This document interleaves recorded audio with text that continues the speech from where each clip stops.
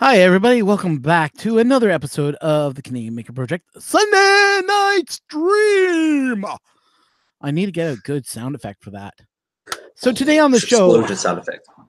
today on the show, Daniel has a beef to tear apart into a new extruder.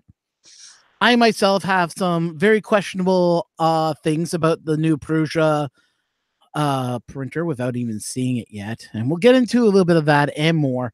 But first, I'd like to introduce the one, the only, never duplicated, never exchanged, and always can help anyone extrude anything out of their printers, Daniel. Nice introduction. That's funny. As always, I'm your host, Ron. So let's get into talking here. First topic I want to throw out to you: Prusa going into resin. I have my own beast here because I'm not 100% sure if this is true or not. But, Shane can correct me if I am wrong. I don't mean to be wrong, but this is just my thoughts and my theories here. They're coming out with a new printer. But the question has to be asked. Number one, have they fixed any of the problems about the MK3 and with releasing everything that's needed for it? Number two, shipping problems. Number three, have they bitten more than they can chew if releasing a new printer with a whole grand load of bugs that might come up? This is something we don't know yet because we haven't seen the printer ourselves, granted. But I'm thinking about, do you remember what all the problems they had with the MK3 and trying to get those shipped out? Yeah, they had some pretty severe supply issues with all the new stuff. Working on experimental things that didn't quite work out, and they had to go through revisions and revisions and revisions and revisions, and supply changes every single time. So that was not as prompt as people had hoped for.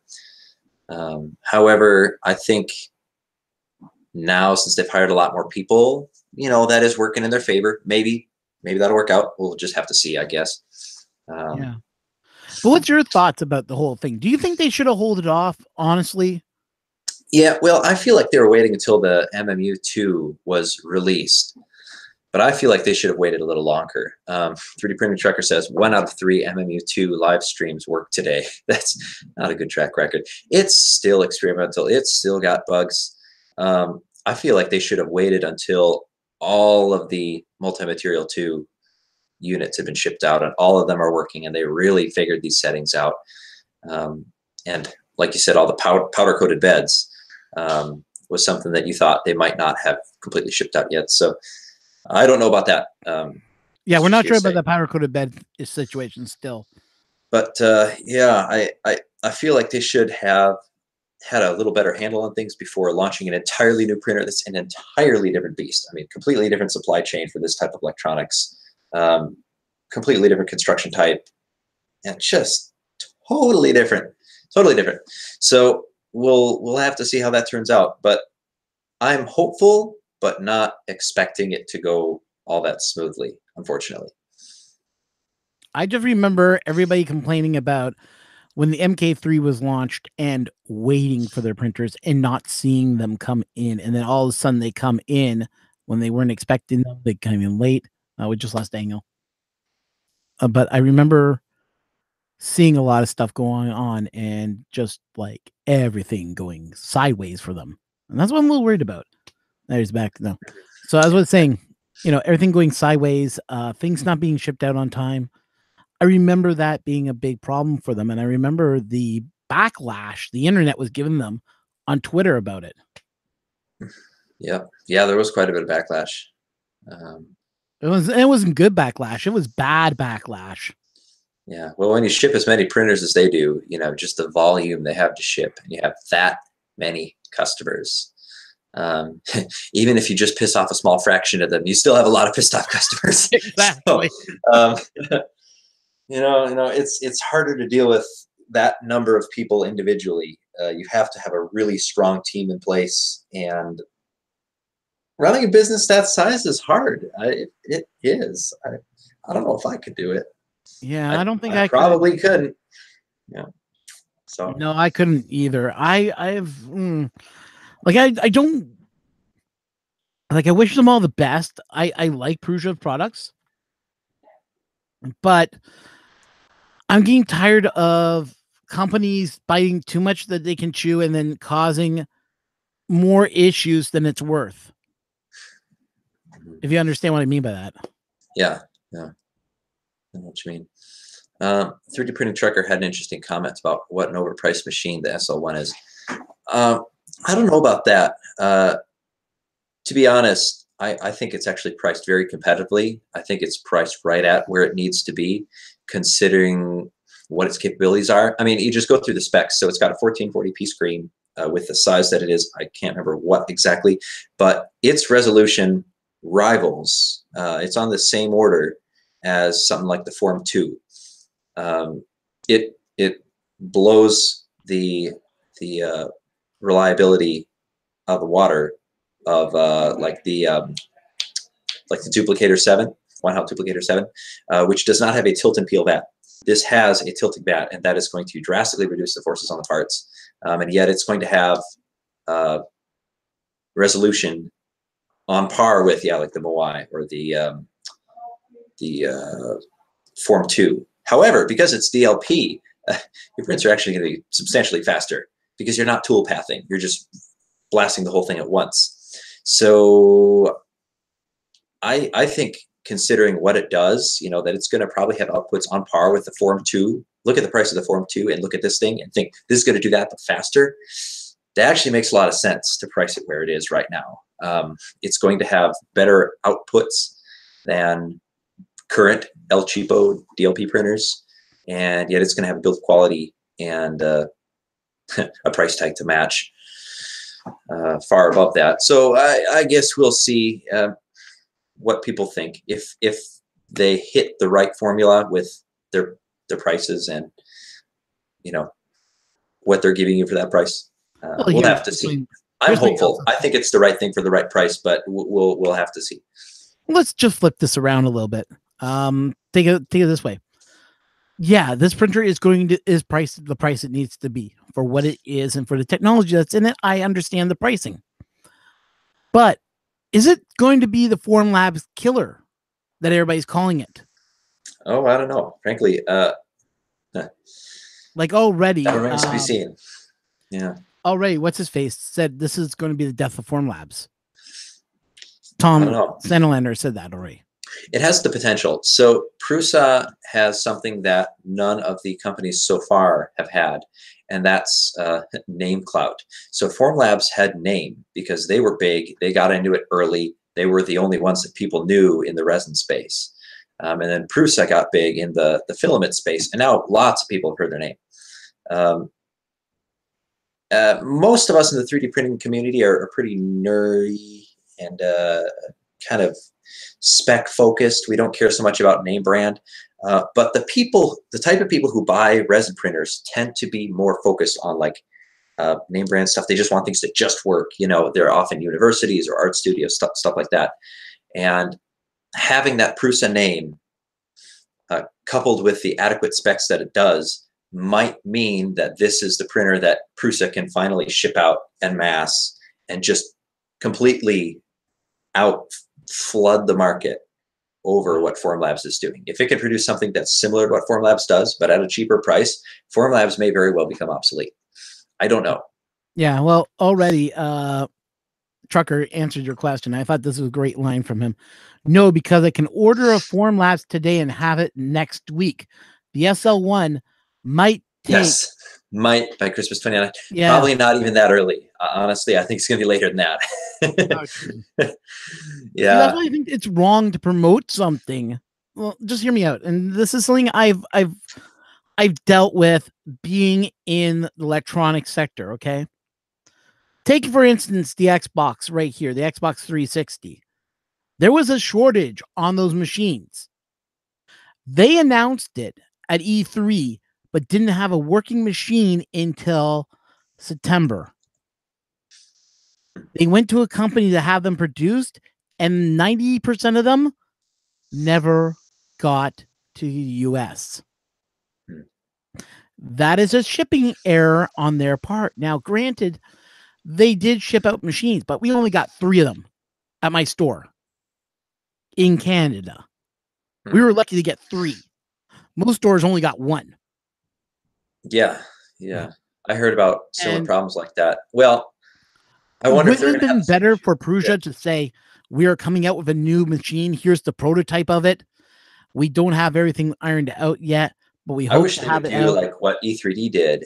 E3D on their tool changer system, they Yeah. have beta testers who buy the kit and get it early and get to play with it. And in the process, they'll do some beta work that they'll share with E3D. You know, it's a nice deal. Um, yeah, we'll see. We'll see. Yeah. And Baker I just don't know went, how wait. they'll handle it. I think Baker just said something here. Brian Baker just said, wait, So the on is SL1. 5099. Uh, fully assembled, yes. Yeah. Does it And it really have the says it same has, resolution as the Photon? I think it's a little better. What I've noticed from it over the Photon is hopefully the screen will have longer life, and then also the tilt and peel mechanism. Yeah, I mean, there's just no comparison there. So I don't know if you guys have all done resin prints before, but when you're doing DLP um, and the whole layer is cured at once to that FEP film at the bottom of the vat, what you have to do to separate them is, gradually, slowly pull them apart and hope it twang. That's what you hear if you're running like a one-hound duplicator 7. You'll hear that vat flex and pop up extremely forcefully. Um, oh, really? and yeah, you hear it like it goes, uh, and all that force will mess with your supports. It will mess up your part. I've seen some prints that were inadequately supported printing on their side come out with some layering issues because of that. Now the Form Labs printers don't tend to have that issue because I believe they have that tilting bat. Um, However, they've resolved that, and a tilting bat on the SL1 will night and day difference remove that issue. A lot less stress on the FEP film, a lot less force on the print as it happens. So there will be a lot better layer registration and a lot less warping during the print. Whether that will make enough of a difference for people to fork out that extra money, like double the price of a Duplicator 7, double the price, that remains to be seen. Yeah. Now, Average home user, I 500 have to bucks for agree. Photon, I have to agree with a 1200 lot for of things. Prusa. Yeah, If also 1200 like, for Prusa versus 500 bucks for Photon. A home user would probably spring towards the cheaper stuff. I yeah, think uh, the the SL1 is being targeting more towards like universities and stuff where they have a bit of money to burn, but they're going to look at this instead of the Form 2. They're going to go, oh, Form 2, why would I buy that if there's this one which does basically the same stuff but it's cheaper? Oh, we'll put our money on that one instead. That's probably the market they're going for. Educational markets are a huge gold mine for printers like this. Just look at MakerBot. That was what sustained them. They got into the educational market. They made themselves the de facto name that people knew, and then because of that, they have all these educational departments with their machines who are struggling like heck with them. But that's because they're MakerBots. We'll see. We'll see. Yeah, I think the biggest first users, like Jake from State Farm says, of the SL1 will be Prusa fanboys. People who already have like 2 or 3. Maybe they bought a Prusa i3 Mark II, and then they upgraded it to a 2.5 or S, and now a Mark III, and they've been following the whole thing. Maybe they have an MMU unit.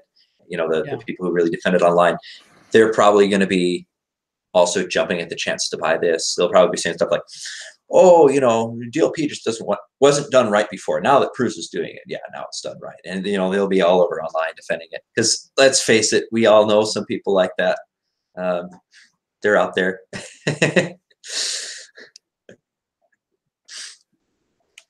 Yeah. yeah. He says, if that's true, if that is his goal, he's better to have over 1,000 in the warehouse before even taking an order. I agree with you 100%. Yes. 3D printing trucker. I do agree with that. He's setting We're already, himself up for a big initial pre-order here. yeah. So if He's been off a he wants to lot. keep up with orders, he's going to have to do a lot of work. Yeah, but he's been off a lot, especially with the MMU. As 3D Trucker has pointed out, this is the December pre-orders for that are getting shipped now. That's quite a delay. I would have thought it would be a couple months. I would have thought we'd seen it by Murph. I would have thought we'd seen it by Irv, but no. Oh well. Hey, it looks like we got a bunch of people to chat here. We got Rover, we got Wiles 3D. Yeah, we got Jake from State Farm. Yeah. Which I just heard State Farm just got bought out by Dengier Insurance now. So they really? Oh. Yeah. Yeah. Hey, it's now going to be Ron, Jake from Dengier Insurance. Do you want to send that link to John? Oh, John did not get. Okay, John wants to come in. Yeah. Okay. Also, I'm gonna step out for just about a minute here. Just check on. No, you can't go. Space and everything. I'll be right back. Don't worry. Don't worry. No. I'll just play with him. Anyways, hey, 3D Medic. So let's go off with everyone that's in the house right now. We got 3D Printing Trucker, Jake from State Farm.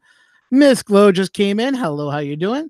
Rover, my good friend, is back in the house. We got Wiley 3D back in the house. And like I said, 3D Medic's in the house right now. I know all you guys are. And let's see. Did I miss anyone else? And Brian Baker's in the house. Yes, Brian Baker.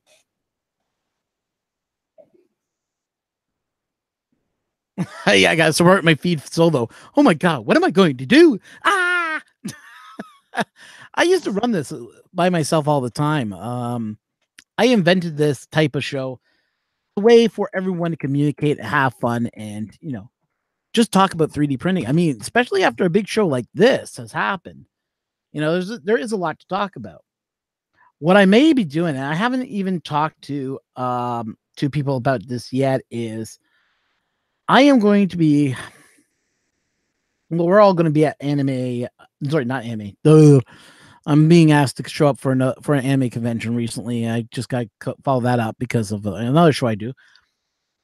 Yes, Miss Glow, I'll let you know a little bit on that later. But I was asked to speak at a show about something else, but it's anime based, so that's totally different from what I usually talk about here with this channel. But yeah, it's been an interesting month, and I'm trying to find. Hey, John, if you're listening to the show, please message me on Facebook. You're not showing up on my Facebook friends list again. You were on my friends list. This is weird. He'll probably message me in a few seconds.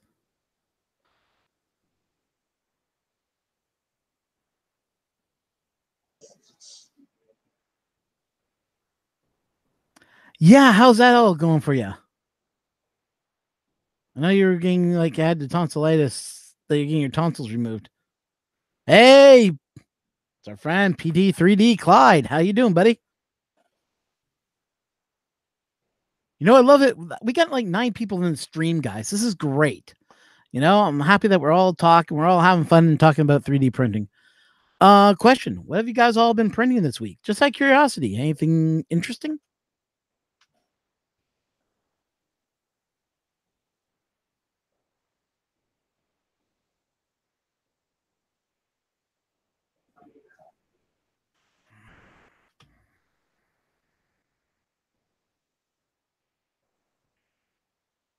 There he is.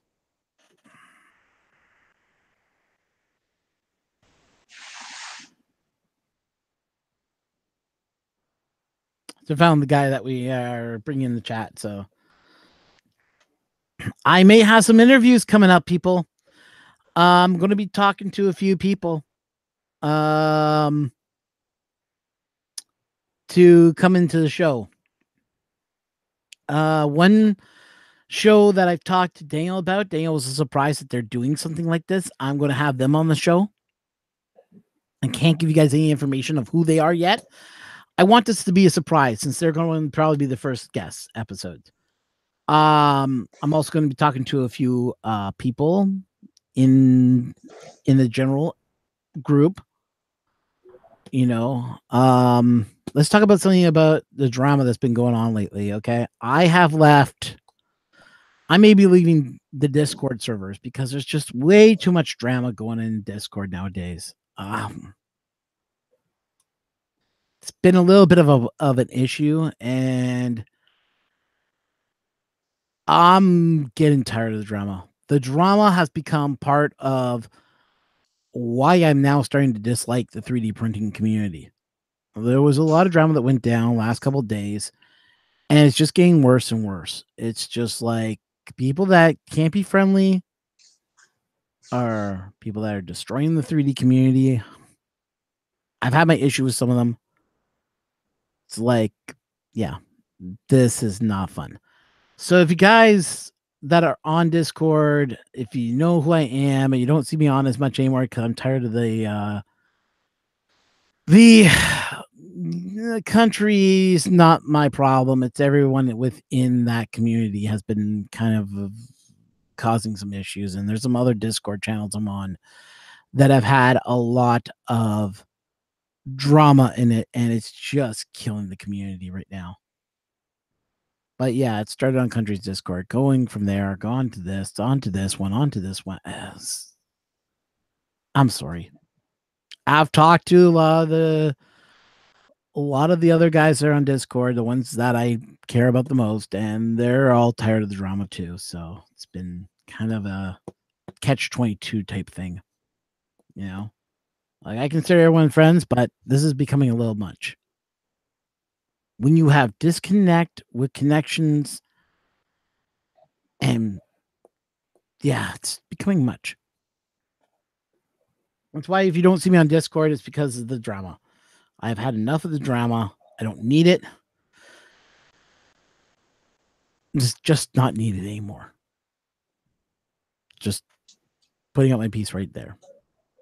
I'm done with the drama. You know.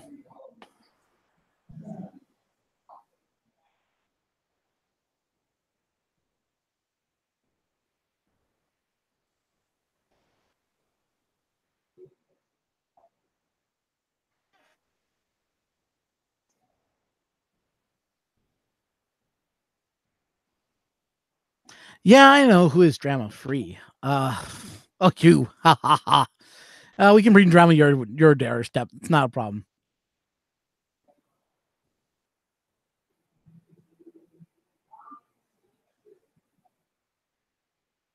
Yeah, it's the. I don't mean to get hanging on the Discord, but the drama just became a little much, and I've already told a few people on there, and they agree with me. The drama has become a little bit much. So yeah, like I have respect for certain people. I know the respect that Don gets is a little bit not good, but I understand on both sides. But I have a theory on that, and uh,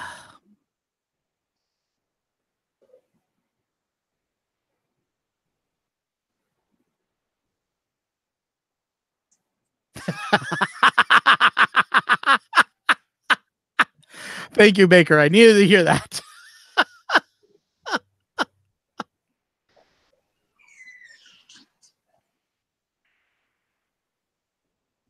That's okay. You can do your models, on journey models. Mwahaha.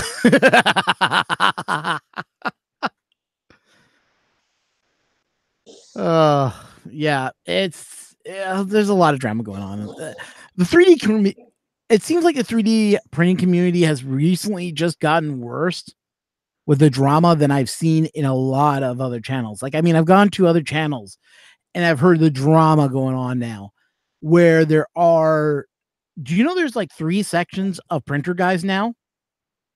This has really kind of shocked me. There's the ones that just do it because they want to grow their channel.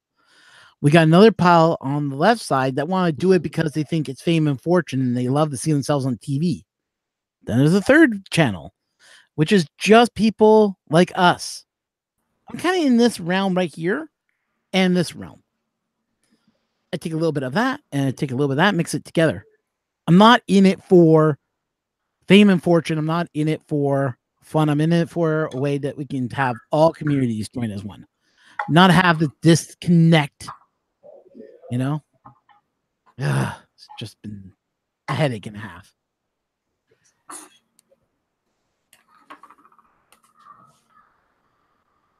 Yeah, even Rover. I don't blame you, Rover. I've seen what's been going on country streams, and I just I'm not on there anymore. I just can't take it anymore. So we got John in the room. John, how you doing? Hey, what's going on, guys? Not too bad. How was Maker Faire for you? It was good. It was a little different this year than what. Oh, we just lost John's feed totally. Oh no, he's back again. Hey guys. Yeah, I think we just lost John. Oh no. Oh, is he gone? Yeah, I think he just got dropped. Bummer. I can hear him, but I don't see any movement coming from him. No, I think we just totally lost him. Hey, Matt Johnson's in the house. Thanks for coming in, Matt. Yeah, I was just talking about all the craziness that's been going on. You know, All the drama in the groups. All the drama in the groups. Yeah. Oh, thanks, Rover. I do appreciate that. Yeah. Hey, PT3D, Picker 1-3D. Wow, Hey, we've got a lot of people watching. Brian, I have no problem with country. Country is down to earth. I like his stuff too. It's the channels have become so the people in the channel are bringing drama. Do you understand what I mean by that? Yeah, like I have respect for country. It's just a drama that everyone's bringing into country stream. It's driving me up the wall. Oh, he just dropped. Shoot. John, if you can, try coming back in, man. So while we're waiting for John to get back, let's talk about the Bass Engineering and how they made you swear. No, we won't talk about that. Let's talk about Diabase. that one. Yeah. Okay. Okay. All right. A second. I'm just going to show the picture here. Just a picture. Don't show what I commented about it. Okay. So there's this Facebook group we have with this tacit understanding that what happens in the group stays in the group, and we're okay with that. So. Well, no, it's just this that really got me going. Oh my God. Yeah, John DeCampo, you might actually have some fun in that group too. It's a little rougher, but very smart people in that group. Oh anyway, God, they're smarter than me in most cases. That's the place where we go to rant about. Yeah, that's the picture there. Why don't you show that? I think I was in that group for a while, and then I think I left. Were you? Oh, you left? Oh, there's so much good stuff in there. Which Talking one? About all the kind of good stuff. The 3D printing cult. Yeah. Oh no, maybe I wasn't. I wasn't in that one. Okay. Because we like to murder and we like blood. Yeah, well, it's like Hotel California. You can check out anytime you like, but you can never leave. I can't remember which one I was in. But there was a different one that me and you were both in that was like a little odder, and I think I left it eventually. Yeah, there have been some other ones. I'm still in like all of them. So, but yeah, okay. So let's break down this advertising campaign these guys have here. All right, they have two statements in their advertisement. Let's look at those. So, Ron, you want to post that up on the screen? Again? Oh, you're making me work so hard today. Give me a moment. I'll have it up for you. Okay. Sure. There you go. Have fun with it. Okay. So first up, the most advanced dual extruder on the market.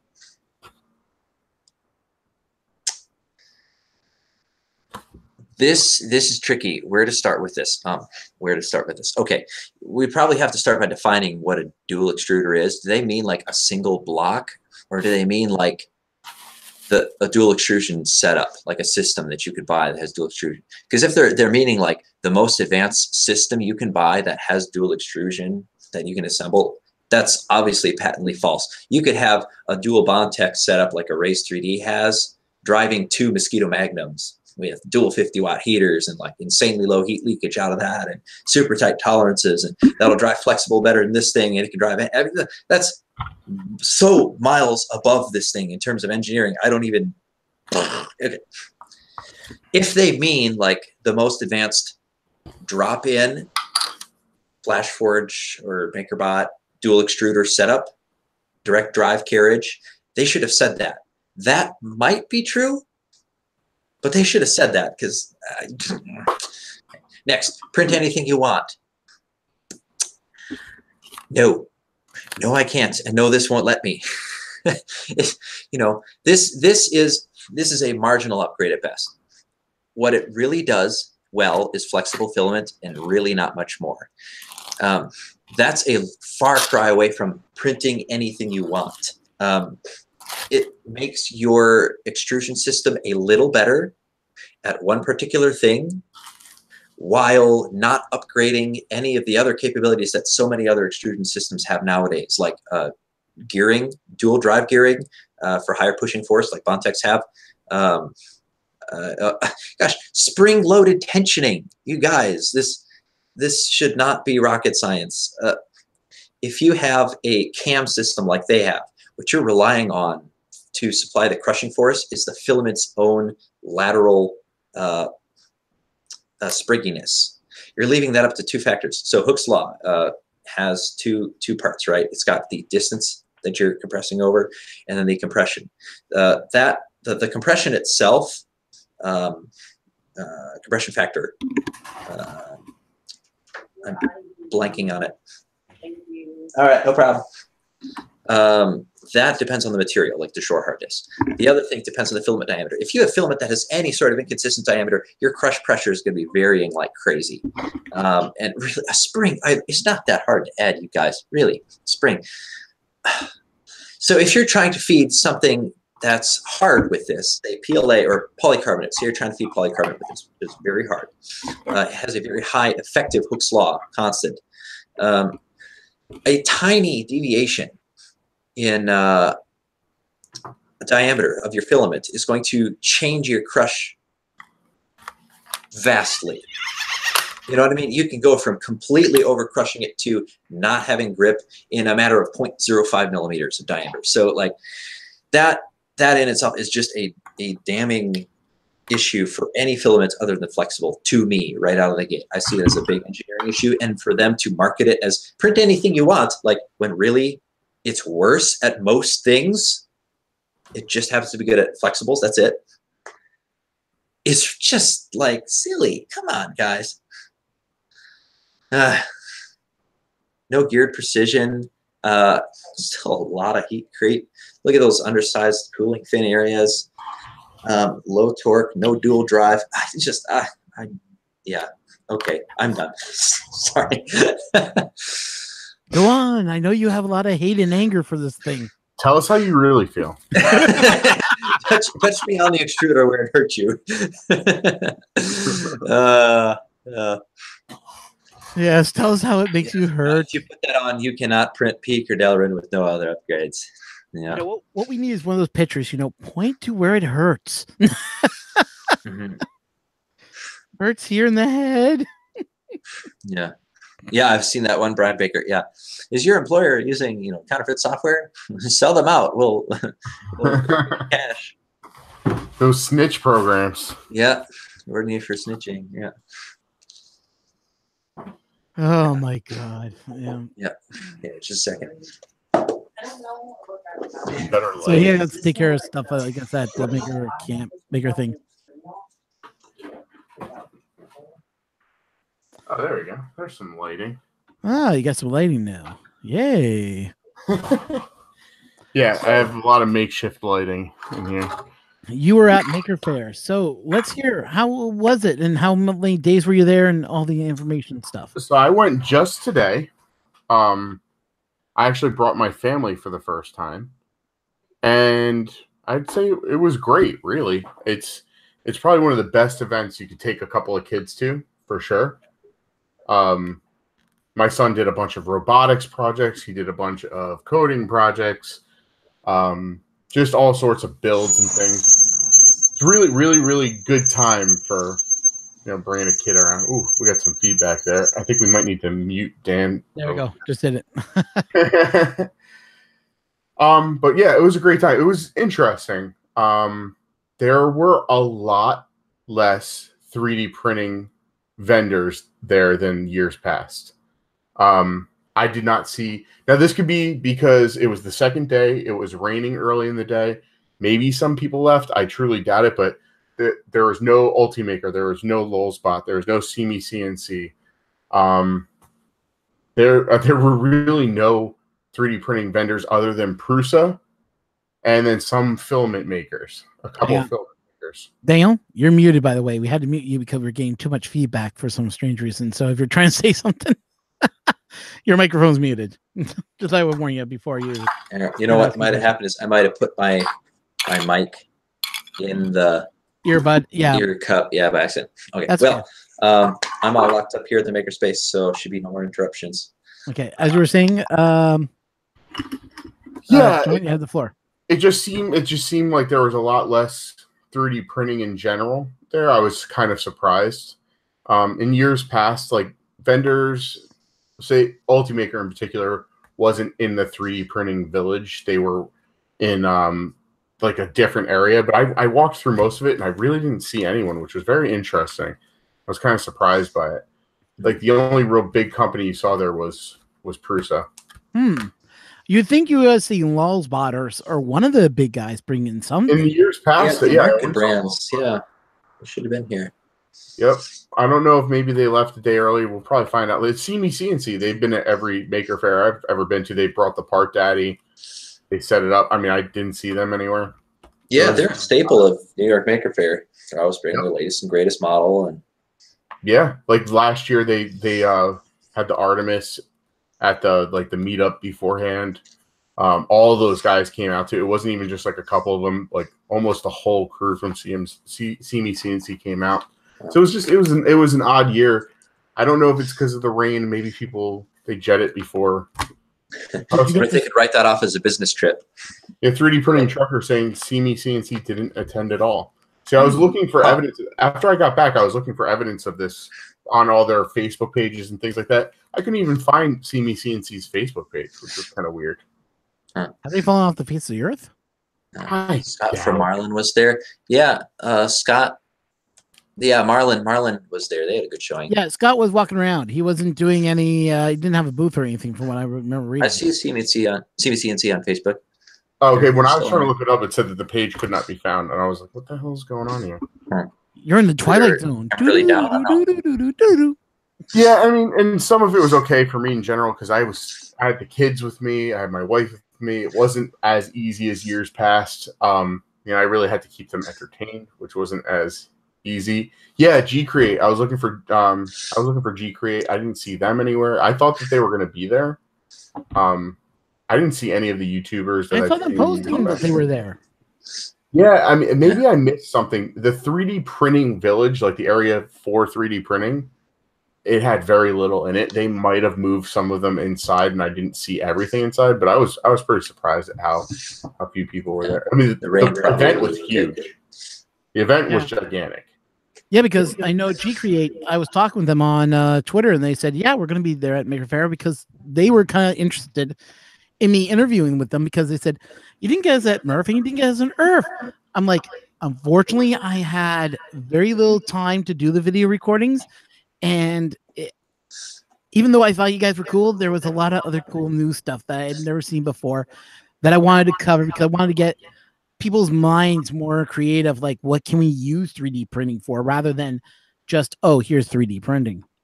Yeah. And they kind of agreed with me 100%. They're like, they were cool with that at Murph. They say you should try to get us on Earth. I'm like, you know what? You saw what happened. He's like, yeah, Earth was a big. There was some really screw up stuff that happened at Earth. Ugh. Were they? Well, you know it. You saw what happened at Earth on the last day. Yeah. Yeah. I saw some of that stuff. Yeah, and you saw some of the printers just go. A lot of printer guys. Well, okay. Well, Saturday, everybody was there. And Sunday, about 2/3 of the place was already cleared out by 12 o'clock. Yeah, so that's a big, like, I do some of this stuff in my own job that I work now, my day job. And a lot of those events, if they don't have specific wording kind of penalizing people for leaving early, a lot of people will just leave early. And it's problematic because if you're putting on one of these events and half the second day, like 25% of the whole entire event is just going to get cleared out, it kind of makes it an unreliable event for people to want to attend in the future. So they're going to have to put something in there where they say, like, hey, you guys have to stay through the whole entire thing or you won't be invited back, or something like that. Good point. Yeah, you run into that a lot. Like I do a lot of home shows and things like that, and you'll see people just bug out and leave whenever, you know. Oh yeah.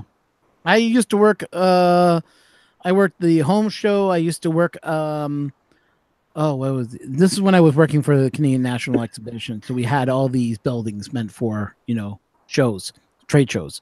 So you had like the home the home set was it Toronto Home Show, the one of a kind show, and we had a couple other shows. And yeah, by 3 o'clock they wanted to leave, and in our contract it states until we close the doors, you cannot bring your trucks in and on offload at the end of the day.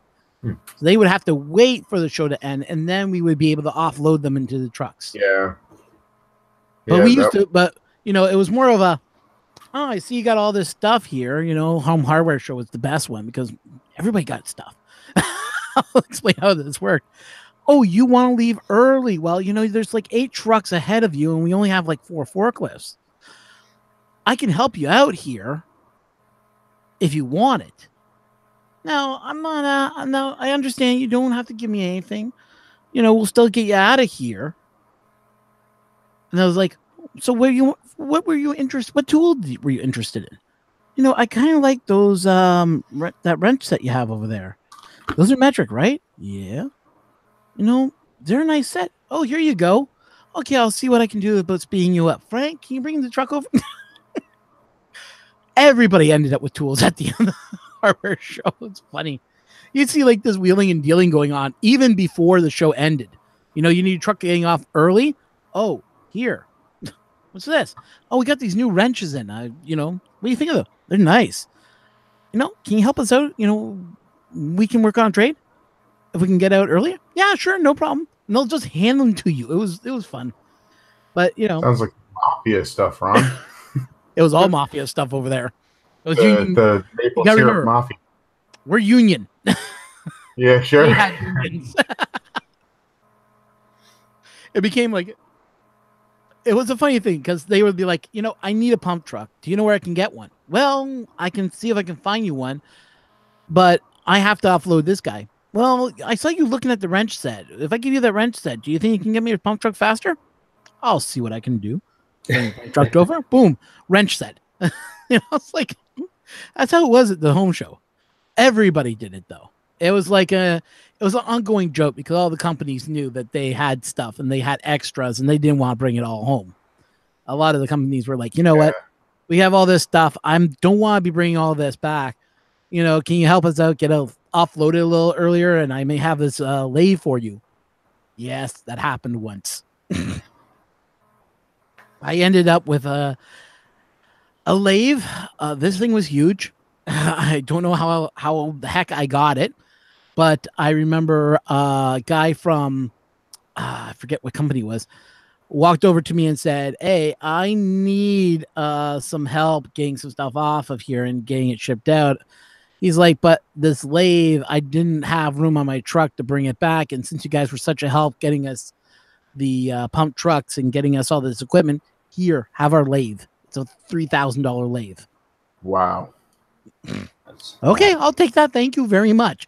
I ended up, I think, donating it to someone else because I didn't have enough room in my basement to set it up. I actually gave it to a company. I gave it to like a school or something like that. I can't remember which school it was now. Was it? No, I don't think it was Gordon Graydon. I know one of the lower end schools was like, yeah, our last lathe broke and I have no way to teach the kids how to do wooden carving. I'm like, I got a lathe, $3,000 one. If you want to bring a truck over, I'll put it in the truck for you. No, they were surprised when they got the lathe. They're like, we've been trying to buy this lathe forever. It's so expensive. How did you get it? I said, don't ask. You don't want to know. And no, it did not fall off the back of a truck. Because that's the first thing they said. Did it fall off the back of a truck? I went, no. This was given to me because of something I did. I can't explain it, but they were happy to take it. They were like, oh my God, this thing is beautiful. From what I know, I think that lathe's still working. That was like 10 years ago that I gave that lathe to them. So, wow. Yeah. Ended up being a pretty good deal for them. Well, I used to know how to drive forklift. I know how to drive a tractor. I learned those in when I worked for the CNE. So when I was working there, I was taught almost every damn freaking tool. I'd know how to drive every damn freaking equipment over there. And I didn't have my license back then. Like I didn't drive. But if they needed someone to do something, I was trained for it only because they knew my dad, which my dad was was one of the foremen at Exhibition Place. So they did all the shows and everything else. And then I got trained because I knew because my dad was the foreman. And everybody was like, well, you're working cleaning department, but you should know how to do this, this, and this, and this. And they would put me in front of tools, and it was like, it took me like 2 seconds to pick it up. And then it was like going, and you don't drive, yet you can drive a forklift with no problem. Okay, then. That's me. I don't get it. These are myself. But yeah, no. They get freaked out every time they were watching me drive the forklift because I was driving it always backwards. And they're like, why is he driving it backwards? And then it's like, have you ever seen the stuff we carry in the front of the stupid forklifts? Oh. Because you just see me backing up like this. Yeah, da, da, da, da, da, da. But yeah, it was interesting, A lot of trade shows have union shops with union rules. Exactly. So say hi to Mr. Buttround. Thank you for coming in, buddy. Everybody say hi to him if you haven't already. Minnesota Makers in the house. Thank you so much for joining us also. So you're saying the show was really good. Did you meet any of your heroes or anything like that? Like any of the other 3D printers? No, I mean, in years past, I've met a lot of the YouTubers and stuff. I didn't see anyone this year. I saw no one. Really? Because I know Tinker was there from ProPasa. Slice Engineering was there. Tom was there. I must have missed something. I didn't see Slice Engineering there. I was looking for him too. They might have been out a little earlier. They were there. Heck, even Sexy Cyborg was there. Yep, I would have noticed her. Didn't notice her. Yeah, even our good friends at TH3D were there. Okay, I definitely missed something. I must have missed. They weren't in the 3D printing village, that's for sure. Interesting. Amy Double D was there too. She brought a pretty cool costume. She was probably more in the cosplay type stuff than the 3D printing. What was the costume? I don't remember. It was pretty neat. You can look it up on Instagram. Because I saw someone in it looked like almost like a power armor from Fallout or something. It was really? Oh, that's legit. No, that wasn't her. She brought something else. Yeah, she has pretty cool, she's got a neat social media. She's got good Twitter account and Instagram. I follow her on both of those. She's pretty cool. Software engineer, really advanced stuff too. You spot a Tesla too, I think. So I want a Tesla, low key. They're cool cars. I like them. Yeah. Anyway. Wow, there was a lot of events happening today. Yeah, here's a picture for you guys. Let me just share this one. Boom. Share. There you go. On my Twitter. There's Joe Telling, a 3D printing nerd, while at Maker Faire, Yeah. It's interesting. I don't know what happened. Even I got to Prusa and Joe Prusa wasn't there. It was just kind of I talked to Shane for a little while. Yeah.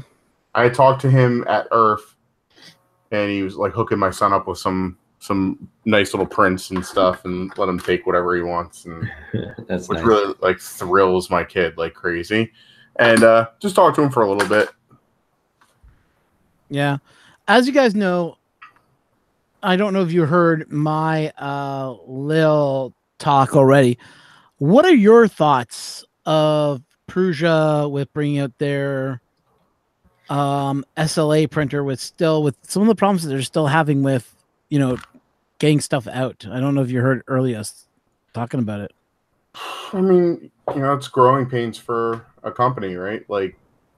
They do need to innovate and put out new products, but they also need to be able to service current customers. I mean, they're putting out 6,000 printers at this point. What do they say per? I have it right here, actually, rather than guess. All right. They are, or at least they claim, they're currently putting out 6,000 3D printers every month. So I guess maybe they feel that they're catching up with that. Maybe so. Maybe. And this is compelling. I mean, as far as something like this with a company with that track record, $12.99. I mean, it's fairly similar to like your typical cheap $600 printers that you're getting from like Anycubic and those companies. It's pretty similar in size. It'll probably work better, obviously. Probably have better software. Yeah, the software is. Well, we'll see. Yeah, it'll be interesting. This is pretty interesting. I got a sample of their filament, and they're doing some stuff that I wouldn't even think to worry about. Maybe you guys would, but they let you check the parameters of their entire spool. They check it 5 times per millimeter. And then they give you, for your actual spool, like this 50-gram little sample I have here, it tells me it is about 0.014 millimeters off from 1.75. Huh. This actual piece of filament right here. They average it and tell you. Yeah, Okay, and that is cool. Yeah, they'll cool. Not only will they just average it, but you can scan the barcode, and you can look at the entire roll. Really? All the readings from it. That is a staggering amount of data to store. That's a lot of data. Like that's a crazy database that they're running. An absurd amount of data. Think about it, right? Yeah, like if you have a serialized spool of filament, and they're able to give you like this little, you'd see it here. That's the actual reading from this 50-gram piece, up and down. And they'll be able to do that for the actual full spools. Pretty interesting. Yeah, I'll say. It's very interesting. And it's going to be on Amazon soon. So, like, I looked to maybe buy some of this, but then the shipping rates were ridiculous. But if they're going to be on Amazon, this might be my new filament after my debacle with Maker Geeks and having to charge them back on my credit card. This might be my new filament supplier. Pretty nice. Yeah, have to let us know how that goes. Yep. Yeah, sorry guys. I've been running around through my Twitter feed, and all of a sudden I discovered this picture, which is kind of cool. Let me see if I can pull it up. If any of you guys are Nintendo fans, you might find this a little neat. Oops. Whoa. Endless Cascade. Endless Cascade. Let's try that again. So I'm having some fun for Halloween. We recognize the boos are all freaking from Mario. I think that's supposed to be like Princess Peach as a ghoul or something like that. Not sure exactly. It's fun though. Fun little picture, yeah. So I just posted that towards my channel. So like, that's kind of cool. Yeah, I love when people just send you little pictures like that over Twitter. It's like today's equivalent of people just sending you snail mail, like a letter. Nobody sends letters anymore. I still send out letters, goddammit. Do ya? Yeah. Okay. I shouldn't say nobody does. You do. But today's equivalent to that is like tagging somebody in a funny picture or a meme or a cool video or something. So while I'm sitting here, I am literally going to start making changes for the A10. Yeah. Hey, Baker, I was not a fan of the N64. I have my beef with the N64. N64 Classic. Oh, I hate that I'm machine. excited about that. Why? N64 was revolutionary, man. N64 was a piece of junk. The controller was crap design.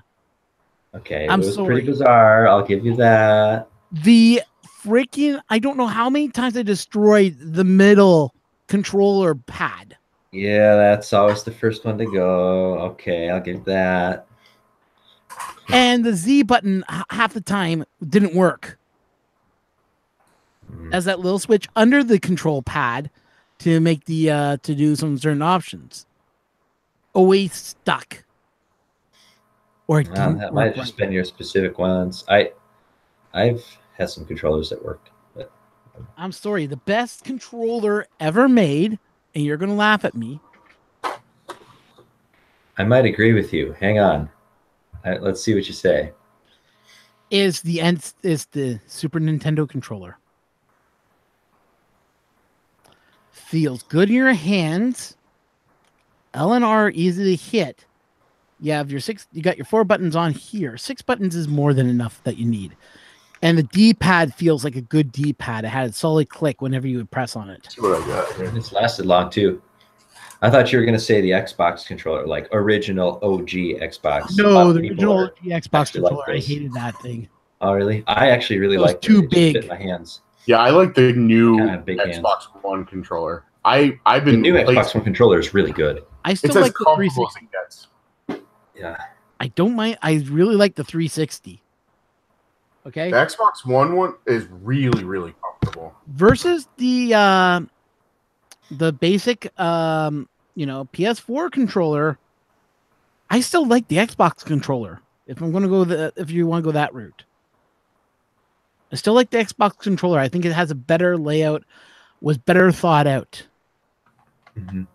I mean, sure, yeah, I don't mind playing with the thumbsticks like this and using them. But whenever I need something, I got to move my finger off of this. Where in this here, I can be playing. I can still move around and select what I need and go back to the controllers again. So, like, say if you need something, your pad is right down here. You could either use your finger that's on here to here or use your finger to go here to here.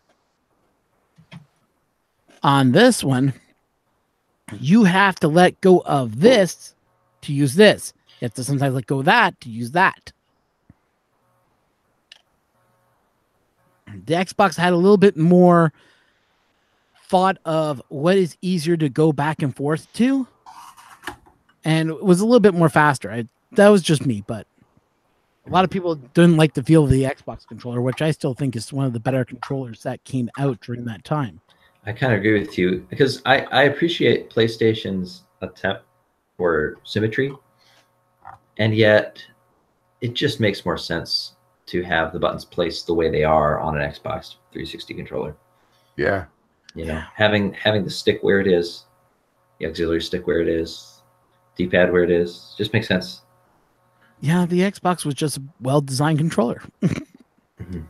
I used for classic gaming, I still like to go to the Super Nintendo. Mm-hmm. It's my controller choice. The first Nintendo controller was horrible, all square, nothing soft. It was 2-button.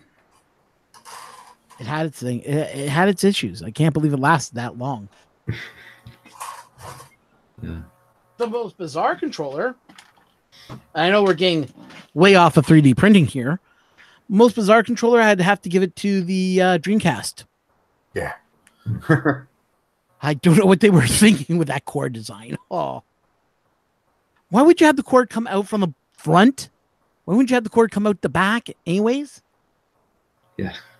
Good point. Good point. Yeah. But anyways, we're getting off topic. Let's get back to this. Says guys who use multiple cameras on Hangout on these streams, do we use OBS? Yes and no. I'm not using OBS right now. I'm just using the Hangout program because there's some things in OBS that are acting weird. I gotta redo my OBS. But most times I try to use OBS. Yeah, I've never used it before, and I have multiple cameras hooked up, so I was gonna try and mess with it a little bit. Yeah, OBS is great because then I can have camera 1 on my if I'm running something like, say, what's the word I'm looking for?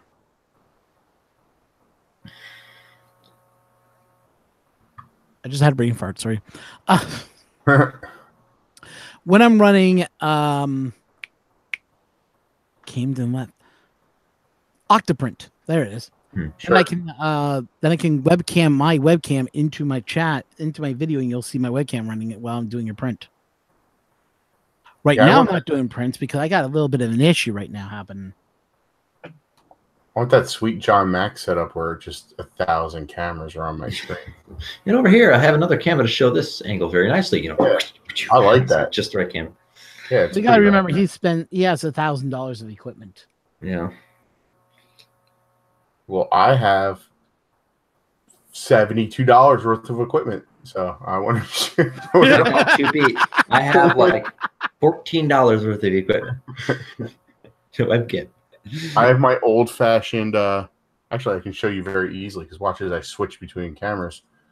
I don't know if any of you guys have ever seen these things, but they were a big Woot camera for a little while. I bought tons and tons. Oh, I picked the wrong one. That is an ugly picture. But if I switch to this camera, these Hue cameras, anyone ever see these guys? Oop. Oh, yeah, I remember those babies. I have about 6 of these things. I want to use them for Octoprint because they'd be great for it, but I can't really seem to get them to work properly. Does Octoprint support them? You know, I have to get the right drivers, I guess. Yeah. So, since we kind of talked a little bit about everything, that's it for the show, everybody. No, I'm just kidding. All right, good night. we still got another hour to go, so I want to talk a little bit about something I've discovered, and this is thanks to Wiley and the rest of the guys over at Wiley 3D Printing Time when we were chatting about stuff. I was talking about models and such. Well, they turned me onto these models. And this one right here that I printed from this one guy. These are free on Thingiverse. This is the one I like the most, though. Just turned out so smooth and so nice. Cool. So this is the Oni. This is Yuki Oni, otherwise known as it translates to either snow god or snow ghost. The idea is it's a ghost of a woman that you only see during a snowstorm. It's one of the yokais of the monster world of Japan, and what she is supposed to be is this like a witch or a snow queen, and basically she's the one that brings snow and destroys splits lover. It has something to do with lovers. I've got to research the information because there's been 3 different stories I've heard covering her story. Yeah, it just came out so nice. Like the detail in that is just gorgeous. Yeah. You should send that one to me too. I'm looking for. What I'm noticing though is I noticed a little bit with a lot of supports like that. The sleeves coming out, that's a real aggressive support angle, and the hair too is pretty delicate. That'd be a fairly challenging model to print. So it prints like this actually. Oh, is that on its back? Yeah, so I had to print it using using supports. What I'm noticing is I'm seeing a lot of the layer lines in this. Which that'll happen. It's kind of odd, but I like it. It makes it look like it's fabric, which is kind of interesting. Now, this, on the other hand, I noticed some extrusion issues, especially around the. I know it's a tip, but right here you can see some extrusion issues, like almost like they're like cracks, like it didn't fuse together, like it wasn't tight enough. So I'm wondering if it's the bed is too low. Oh no, I can help you fix that. That's just some pretty simple settings. Mostly the layer height is too high. Layer height at 0.02 is too high. Yep, or 0.2. Yeah, 0.2. Yeah, if you lower that to about 0.12 and you raise your extrusion width a smidge, you'll have better results. Okay, interesting. But I'm wondering if it relates to the other problem I'm having with other prints, which I'm going to play around a little bit more with that IC3D stuff, and we got to figure that out. Yeah, it might be related. I don't know. Could be all related. That's what I'm thinking. Because ever since we did that Marlin, I've been having more issues. Other stuff is working great, but everything else is not working great at all. So, I don't know. We'll see. Yeah. Speaking of Marlin, John, is he still there? Yeah. How's your CR10 working? It's working pretty good. right now, I'm not having very many issues with it at all. That's good. That's good. I think one of the main things was I don't know exactly what happened, but when I changed the baud rate back down to 115.2, it became a lot more reliable. So there must have been something going on with Octoprint. Maybe I'm not 100% sure what was happening there. Yeah, John, we were actually talking about you. Talk about the ghost. I swear, you say anything about John Mack, he appears in the channel. He just popped up. Crazy. Yeah, we were just envying your camera setup. Yeah. Yep. I think he was watching us way before that. I think he just heard his name get mentioned and his ears perked up. I am actually going through my history right now, guys. Just give me a moment here. I want to share it with you guys. So the guy's name is Duncan Loca. Well, let me just hopefully I'm pronouncing his name right. If I'm not, sorry, I don't mean to pronounce your name wrong. But he has a lot of pictures on the Thingiverse. If you guys are interested in it, just look him up. Best design. Let's just have a look at his. Let's just see what his designs are here. Mostly, it's like D&D stuff, from what I can tell. Like, I mean, that reminds me of D&D right there, the horned female. And my friend was like coming up with like horny lines for it, but I'm not even going to get into that. I know, bad pun. But if you're interested in it, check out thing number 3058611, and that will get you into most of his models by clicking on his name. The other model that I printed off of him is Yuki Oni.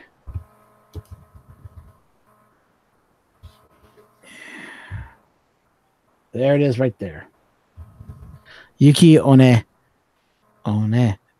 Sorry, One. Right here. You see that type of flowering stuff right there? That is almost impossible for my printer to pull up. I think it's just too detailed right there. It's pretty hard. Yeah. But everything else came out perfectly smooth. So if you guys are interested in this print number is going to be 3019508. Yeah, I'm having a problem with IC3D filament right now. I think it could be my printer, it could be something else. I'm not 100% sure what's causing it. Me and Daniel will have to do some research to find out what's causing that, and then come back and just talk about it. You know. Yeah, we'll get that troubleshot figured out. Yeah. So I noticed someone that I've never seen before. Oh my god, I'm going to butcher his name, and I don't mean to. Para and then EL, I think it is. You just say yo. Thanks for coming in. I've never seen you in the channel, so thank you so much. If you are new, don't forget to hit subscribe and enjoy what we've been talking about. And thank you for coming in. What color and what is it doing? It is black and it's doing weird stuff. Like it is just becoming under extruded like no tomorrow, even at 100. It looks like a partial clog, just periodic chunks where it doesn't extrude and then picks back up again like nothing is wrong. Yeah, funny. Yet there's nothing clogging it. Yeah, the nozzle's clear. Yeah. Go figure. Cause I ran it twice. I ran it through by itself and did the same thing again. I don't know, but it's doing it with another filament too, which is off-brand cheapo filament that I got given to me for a contest I won. And I went over there. I talked to the guy. I learned a lot more about what they're printing, what they're working on. They had a deal with the guys over at Creality. They're one of their testers in Canada, and they were showing me all different stuff that Creality's working on. And they're like, "Hey, here's a roll of filament. Give it a shot. Tell us what you think." I said I liked it. The color is gorgeous. It is a charcoal color. It prints nicely, but all of a sudden, ever since I've had it, it's now starting to cause some weird crap. It's starting to come out like all, like, I mean, once it prints something, I can go like this and turns to powder. So I don't know what's going on. It could be my printer. Could be a lot of things. We're gonna have to figure it out.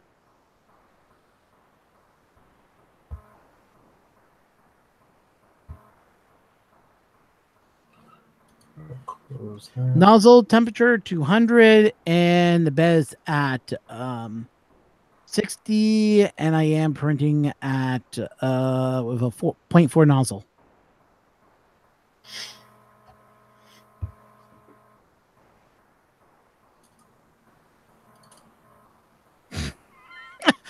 Actually, no, we didn't have the tornado. That's more of that would be closer to our good friend James at Print and Play. Unfortunately, he was not near it. Well, he said, fortunately, he was not near that tornado. Thank God. But yeah, we've been having some wacky weather. And yes, I built a dehydrator. Check my channel. Yeah. I have the video of the dehydrator build there. We had some pretty bad tornadoes up in Minnesota here too. Yeah, well, I'm glad you're still alive too. A couple of trees get knocked down. There were a lot of buildings just obliterated. Yeah. It's their PLA. It's their black. It's the one that Sean sent me last. I guess it was a couple of months back. Yeah, and I've already thrown it through dehydrator already, and I'm still having the same problem. So I think it's my printer end. I don't think it's anything to do with the actual filament. That's why I'm saying we got to figure it out first to find out where's the root cause coming from. I have a feeling because I just recently redid Marlin that Marlin may be doing something, might have something up with that, and it's not printing it properly. That's where I'm thinking the problem is right now, because I've never had a problem with it before. Yeah, we had some weather. We had some weather. Says Minnesota Maker. Yeah, we sure did. We sure did. Oh, 215? I've had no problem printing at 210. And 210 prints nicely too. But I find I like to keep it at like 200 with most PLAs. But if you're saying 215, I'll give it a shot. 215. I'll go around. I have no problem trying that. Yeah, we've had some really crazy weather in the last couple of weeks, wouldn't you say, guys? Yeah, it's been pretty weird. I mean, that hurricane that hit the Carolinas, we didn't get any of that, but we got this weird, wacky storm that went through and caused nothing but headaches. Tornado reports all across northern Ontario. We were too far south. It was from Barrie all the way up to Ottawa and North Bay to the Ottawa River. That whole area was red. Every 14 seconds, beep, Environment Canada reports a tornado now in, and it'll give you a whole list. Is like, holy crap, how big is this thing opening? Every 10 seconds, I got this red screen telling me where this tornado was expected to hit. And it just got bigger and bigger and bigger, the area that they were covering. Wow. I was like, oh my God, this is going to be huge. This is going to be dangerous. And all I can say is that every time I heard that beep and they reported it again where the tornado is coming from, I was like, oh crap. So yeah, it was just crazy.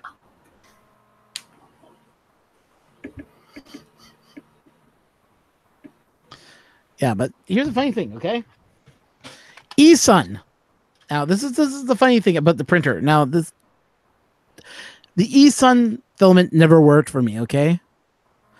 But when Daniel finished it, I did a case for business cards. I like that case. It's a nice case. It's on Thingiverse. Yeah, it's really That's nice. pretty cool. Check this out. Watch it very closely. I'm putting a lot of strength on that. It is not moving. That's the PLA Plus stuff. That's nice. Okay? I can't even bend this damn thing. This was printed with PLA Plus. It looks gorgeous. Printed this not at 205, like they recommend. I printed this at 200. Nozzle temperature. You're not supposed to be able to print at 200 nozzle temperature on this stuff, but this stuff finally printed this time around. And it's hard as a rock. Like,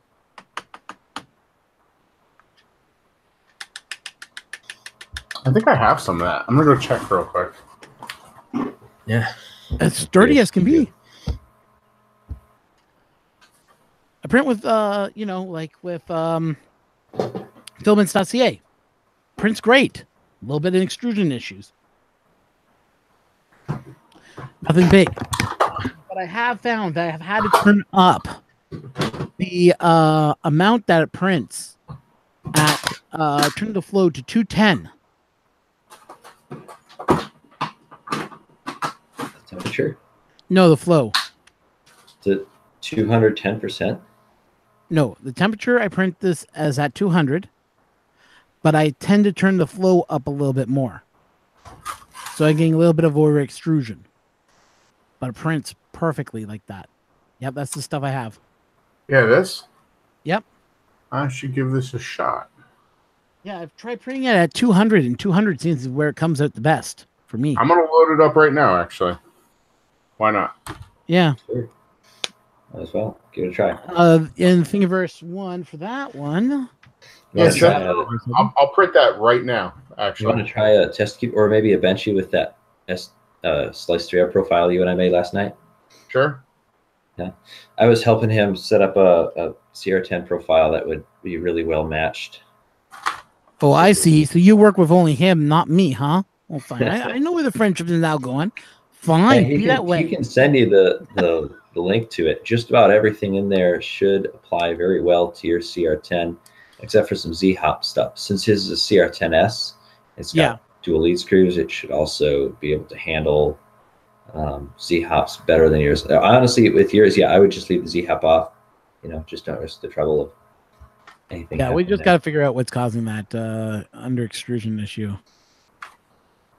Do you guys think that like the glitter filled stuff, like this Prusa filament and the marble stuff, do you think I need to use a hard nozzle with it? I would. I don't think you need to. Really? What makes you say that? It's okay. So the thing about abrasives that makes you need to change a nozzle is two things. One, it has to be hard, harder than your nozzle usually, and two, it has to be a plate or a chip or a chunk of some kind that is anchored in the body of the filament as it passes through your nozzle, right? With a little bit sticking out that'll scrape along the side. It can't fold, it can't bend over, it can't snap off. It has to be mixed strongly enough to the plastic that it's got a holder on the back part of it, enough that there's a little tiny chunk of it sticking out, rubbing against the wall of your nozzle. Now, the little glitter flakes they use in these filaments are pretty soft. I think they just fold over instead of like staying where they are and scratching the nozzle. They just, and then don't cause any issues. I'm just going to say something here. Think that 3D Trucker just being poking some fun with him. Hey, listen, remember 3D Trucker. I brought him into this internet world, okay? I can take him out of this internet world. Remember, I have the power. I can kick him out anytime. No. I want to show you guys the design that Jacob and I are cooking up for 3D Printing Trucker. It's a pretty neat Delta. Oh, my God. Yes. Well, you're going to like it. Okay, you got two designers building you a printer. You know it's going to work well. It's going to be good. It's going to be real good. Yes.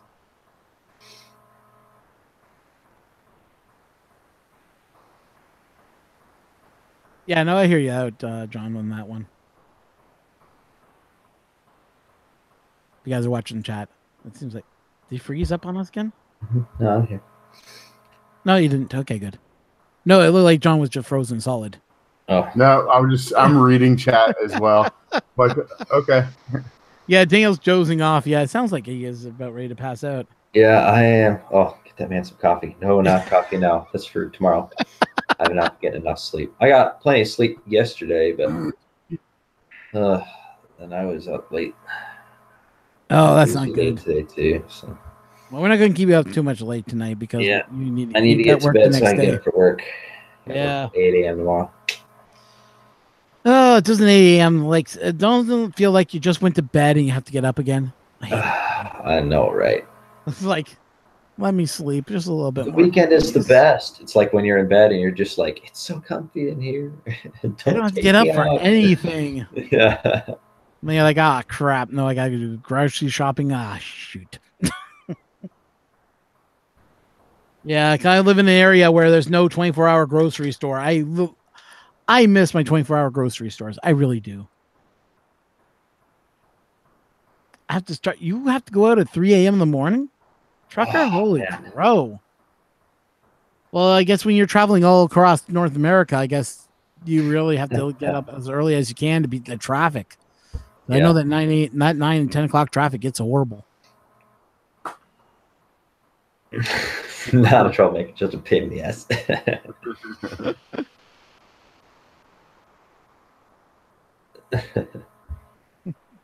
Yep, damn Walmart deliveries.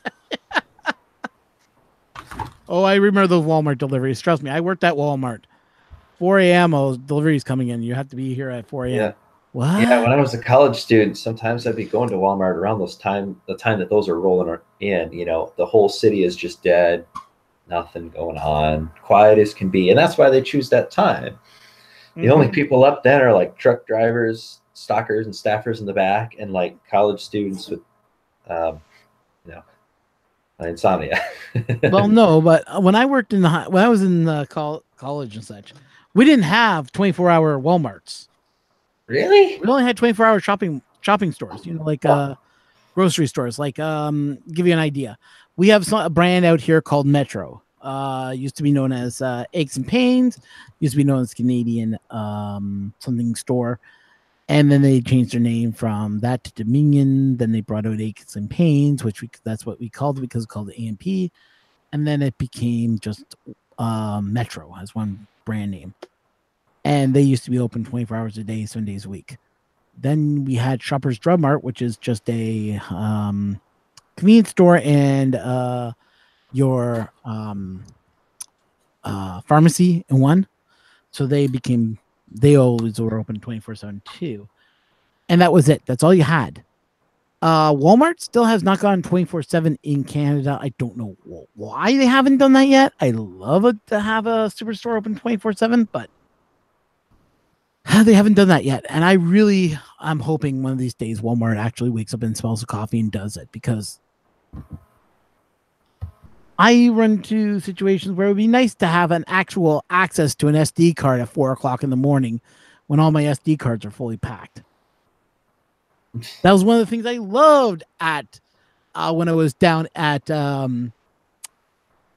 Murph this year.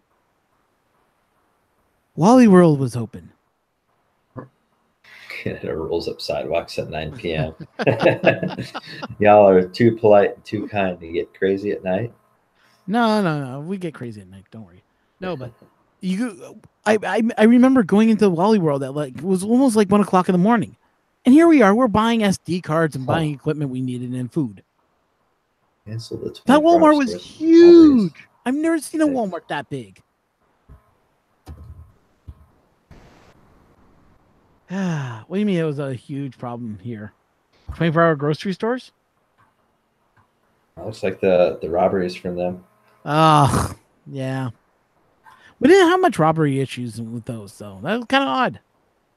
Like, I was living in Oakville. Okay, Oakville, if you don't know what Oakville is like the richy-ditchy area of Ontario. Mansions galore. The property tax over there is freaking low as hell, but the houses are expensive as hell.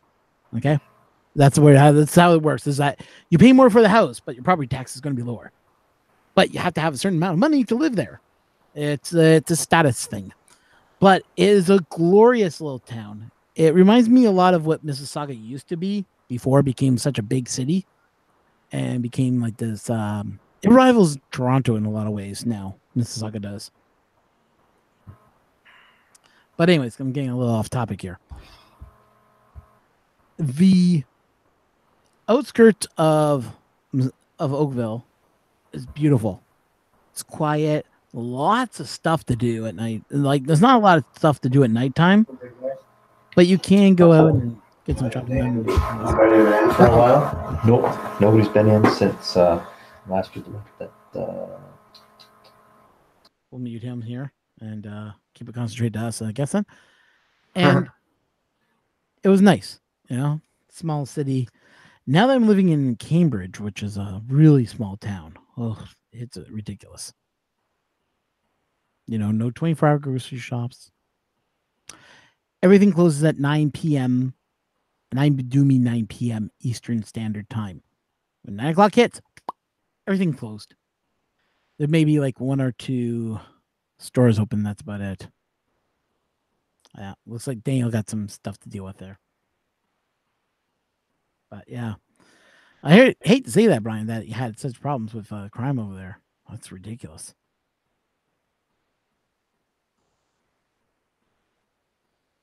Oh man. What's up? Nothing. Just an issue with the slicer profile that we made last night. What's it doing now? So when we try to create a new profile, it copies in, like when you're using the Prusa edition and you have a Prusa, an original Prusa, when you copy one of the profiles, it puts in all of like the Prusa specific vendor presets. And I cannot remove acceleration control for some reason from this profile that I have here. And I just figured out how to do it. I don't know. We couldn't do it last night. Me and Dan were trying to do it for like 20 minutes. Couldn't figure it out. And I just clicked one thing and it worked. That's the way it goes sometimes. Yeah. I like 3D printing truckers line. Have you ever been to Chicago or Detroit? I've been to Detroit. And yes, I do know the crime is bad in Detroit.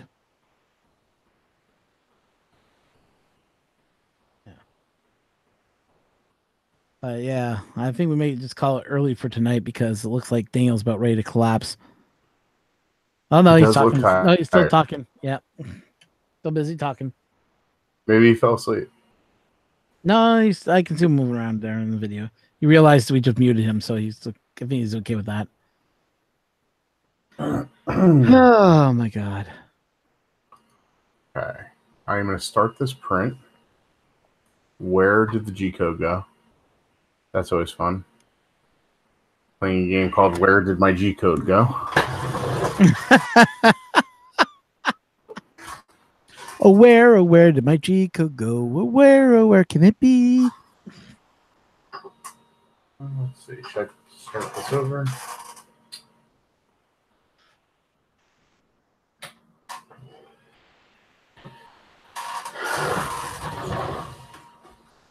Wow, this is taking a long time to slice. Yeah. So, since I think we really covered everything tonight, from our feelings of what was going on with Maker Faire and talk about Perugia and everything else, I think we really come down to the end of the show for this week, guys. Next week, I hope to have some more people on with us, and I'm starting to wonder if we should make John a member of the channel. I mean, he's been on here how many times now? What do you guys think? I've been on the most out of anybody else. So yeah, should we make him an honorary member? Well, whenever you guys want me, just shoot me a message. I'll be around. Okay. Cool. Well, because it's going to be Daniel doing the show solo on. I won't be here during Thanksgiving. Maybe you and him can do the show together. Mm-hmm. Canadian Thanksgiving is what time? It's different October than the 6th. American Thanksgiving. October 6th? Yeah.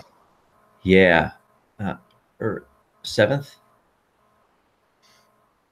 Yeah, 7th okay. It's 6th, 7th. Yeah. The 6th would be a Saturday. Yeah. Yeah, and then the 7th would be the show. Yeah. Hey, yeah, I'll be waking up from my turkey coma, but I won't have to do like Canadian Maker Project, and like we'll hack it. We'll upload a picture with it scribbled out and like American flag, America Maker Project. America Maker Project. We'll you could call it American things the whole American. Wow, this is American. Weird. I just sliced up a Benchy with our new profile. Yeah. And it says it's going to take 2 hours and 27 minutes to print. And it took a long time to slice. Really? Like the whole entire time that you were not on camera. What's the infill? Really? Yikes. 20%? It's probably the perimeters that are taking so much time. That and the bottom layers. Okay, I just, for some reason, supports were on, and now it's down to 2 hours. Okay. Yeah. But it usually takes like an hour to print a Benchy. Yeah, I would knock down your Yeah, support, but I I would knock down by 10% infill. Like 10%, I find is more than enough. most people, so like if you're printing it in an hour, what you're probably doing is a little faster speeds, which you could do. I mean, you found it was printing better at those faster speeds anyway. You can do that. Bump those up a little bit. Add 10 millimeters per second to everything. Okay. Yeah, add 10 millimeters per second to everything across the board, except first layer and gap fill. Yeah. Those two, no. Other than that, yeah, knock it down to 2 perimeters. That'll save a ton of time. That should do it. You can also knock down those bottom layers by 1 if you want to save a little time. Usually my benchies take about hour 45 with most of my settings. I tend to go a little slower than most, but you know. I leave bridging speed the same, 20. Yeah, you can leave bridging speed and gap fill at 20 and first layer, but boost everything else up by 10. All right. That's what I'll do. See how much time that's scheduled to take to print. I'm curious. I'm curious as well. All right. So let's save this. Save it. And reslice. And I'm gonna let that run. And then Ron, if you could put that business card holder up, the Thingiverse for that, I did. I might print that tonight. Yeah. Okay. Cool. It's pretty slick. I've got some Ninja Flex, or Semi Flex, technically, precisely, and it should be pretty cool in that. It could even be flexible in your pocket and all that. But I haven't printed it in ages. It's been sitting in a dry box for a long time. So, what was that? I printed my wallet in Flex, and I like that. It's pretty cool. That's cool. Yeah, the card again for you. My wallet is one of these Kydex. It looks like it's paper, but it's got all these equations and conversion figures on the side, which is pretty cool. So people always ask if I've made it myself. I'm like, no, I've had it for like 5 years, man. It's not paper, but I could deal with the printed one. It's starting to wear out. Maybe it's time to make a new one. 3D printing trucker, 500 millimeters per second for the win. Yeah, buddy. That's my next new standard in travel speeds. 8-bit can handle up to about 200, maybe 250. 500 millimeters per second is what we'll be hitting with 32-bit. Hey, Brian Baker, Oxycontin for the win, right? I was talking to him about some printer designs today too. Brian and I were chatting. I've got a design I think will hit 500 for him, if it's 32-bit driven, of course. Okay, I think it was a bad idea bringing you into this channel. I think because I brought you in, everybody expects for Danel. Everyone's Danel now. I saw today, charging you guys, you know, and get that printer design finished. Should I start charging you guys and watching the stream? You want some time with Daniel? You know, gotta come for me. You know? The mafia guy's back. Look at this guy. No, at Maker Faire today, I saw a Piper 2. Oh yeah, that big. Is it his XY one with the stage that moves like this and all? Yeah, it's 500 by 500 Core XY with pipes. Yeah. He like pulled me aside and he goes, "Try and move this," and I was like, "Okay," and I just started like kind of pushing on it. He goes, "Try harder." It's heavy. Like, yeah, it's pretty stiff for sure. Yeah. Fortunately or unfortunately, there's a lot more to making a good printer than stiffness.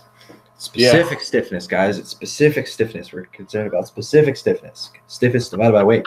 Get it through your head. Oh well. I see. So you like this motto? Well, you have to join my Patreon. $5 Patreon. Maybe I'll give you the link.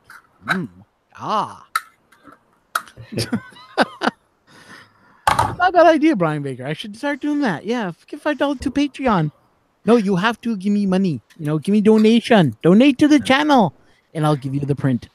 Who thinks I need a haircut, by the way? Here. Huh? You got a new haircut? It's been too long. I gotta get my haircut, man. It's getting a little long in its lobby. So I think I might head out after work tomorrow. Maybe we'll see. get a haircut. I need one. Yeah, Today I was but playing Ultimate Frisbee with some friends outside, and I was like, man, my hair got sweaty. What is this? Oh, yeah. Hair was too long. no, it's not your hair too long. It's just the weather's been the last couple of days. Yeah, it was nice. Nice Wacky. warm today. But yeah, yesterday was freezing cold. Today it's freaking hot again. It's like, make up your mind already. make up your mind with her. Yeah, it was 16 today. It went down to 16 yesterday. Okay, when I woke up, it was around 14. Hang on. We got to convert these low temperatures into from degrees communism into degrees freedom. Oh God! just kidding. Did you just say that? What is room temperature? Is that like 27 or 27-ish degrees centigrade? Is that like room temperature? 74 is what I keep my house at. Let's just put it that way. Okay. 74. Okay, 74 is approximately 26 degrees Fahrenheit, Celsius. Okay. Yeah. Ooh, it's moving. Okay. So if it was 14 Celsius, I got to think in my head. Okay. So 14. 14 would be 32. 57 looks like. 57. Yeah. 57. That was pretty chilly. That's pretty chilly. Yeah. So we had a day like that a couple days ago here, and we were bundled up. Just stupid because it's Minnesota, you guys. You should be used to this anyway. And then yesterday, and well, today it went as high as 29 to 30 degrees Celsius. Oh, okay, now I gotta. So that means but that is hot. I know that much. Yeah. You gotta do his calculations.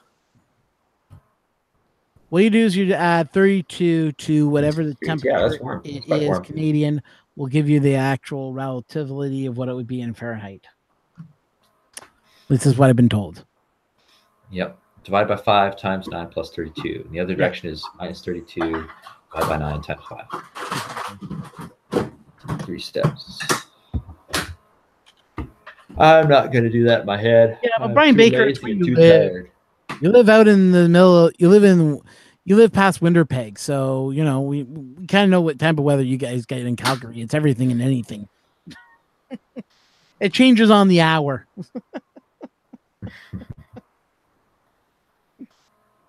Well, no, I know it's not correct. It's the mathematics that's involved in it. It's around 80 something. I'm not sure really how close it is to 80, but I know it's around the 80-ish mark. 85, yeah. Yeah. But you know, it's just I'm just giving you like a round off number, like around the 80s. You know. So I found the first bug in our profile. Oh, what's that? It did not wait for my extruder temperature to stabilize. It was at 130 degrees before it tried to do my starting script. Oh well, that ain't gonna fly. No, that's not gonna be good. There is a G code that waits for wasn't that in the S3D profile though? It tells us to wait until that temp is reached. I don't know. Let's look. We were going through. We transferred all a bunch of stuff like G codes from his start script in S3D to Slice 3R and his ending script into Slice 3R. Made him a custom profile for that CR10S, but it's still working out the kinks. Yeah, I don't see anything in here on it. It must be a difference in when they actually implement the start script in the G code. They must put the start script after the heating. Could be. Well, it should. Let's see. Oh.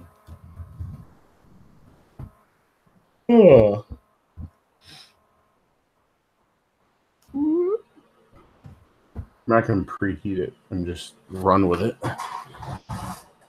You could do M190. Wait What's for an bed M190? temperature. Wait for bed temperature to reach target temp. I can put that in there. Yep. Is there one for extruder as well? I'm checking that right now.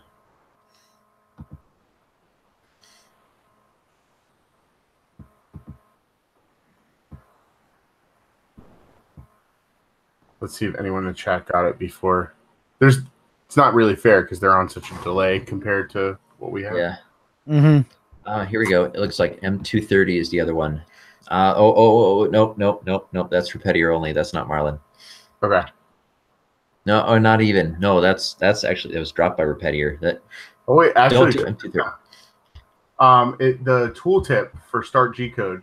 This start procedure is inserted at the beginning after the bed has reached target temperature and the extruder just started heating. Which is what happened. My bed was the right temperature, but my extruder was at 130. And before the extruder has finished heating, if Slicer detects M104 or M190 in your custom code, such commands, it disappeared. Such commands, where does it go? Will not be prepended automatically. So you are free to customize the order of heating commands and other custom actions. Note, you can use a placeholder for all variables in Slicer settings. Huh. Okay, yeah, looks like you can do M104 set target temp.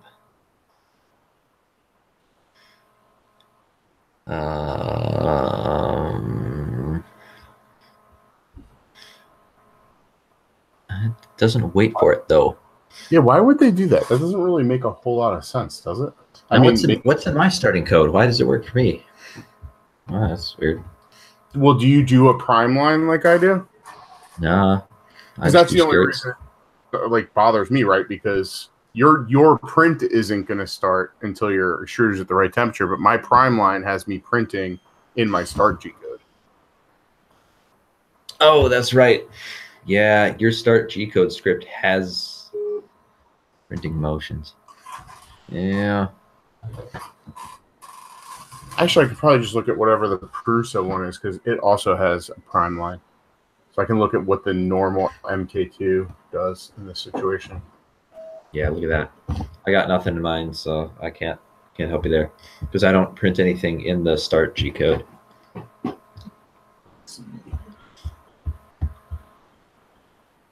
Okay. Whoa, wow, there's a lot of stuff in here. Yeah, sorry, 3D printing trick. I don't have all of them memorized. You know, I started in a CNC machining shop, and you use 15 different ones there, and they've all got different parameters, and they've got 20 different parameters. So you got to know all those. And then I moved over to 3D printing, and there are 800 different codes to remember. So sue me. Just kidding. Yeah, this I'm getting it. M104S and then in brackets first layer temperature.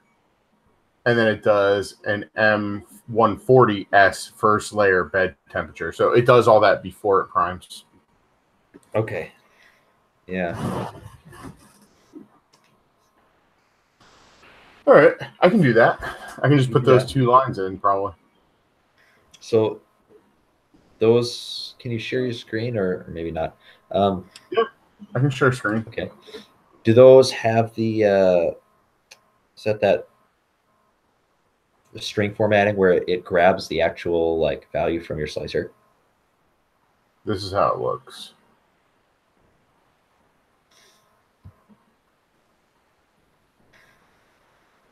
And then it has two weight.